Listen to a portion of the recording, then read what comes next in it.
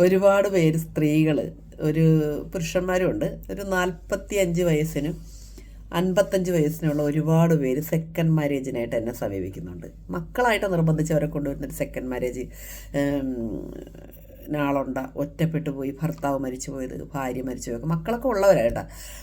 അപ്പോൾ അങ്ങനെയുള്ള ബന്ധങ്ങൾ ഉണ്ടെങ്കിൽ, ആരെങ്കിലും ഒറ്റപ്പെട്ട് നിൽക്കുന്നുണ്ടെങ്കിൽ, അങ്ങനെ ഒരു ജീവിതം തേടുന്നുണ്ടെങ്കിൽ തീർച്ചയായിട്ടും എൻ്റെ നമ്പർ എടുത്ത് എൻ്റെ മാരേജ് ബ്യൂറോയിൽ ജോയിൻ ചെയ്യാൻ മറക്കണ്ട. അങ്ങനെ ഒരുപാട് പേര് എൻ്റെ വെയിറ്റിംഗ് ലിസ്റ്റിലുണ്ട് കേട്ടോ.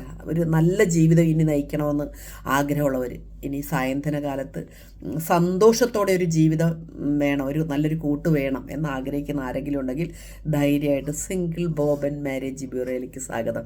തെറ്റുണ്ടോ ഭാവേദിൽ? ഒരു തെറ്റില്ല.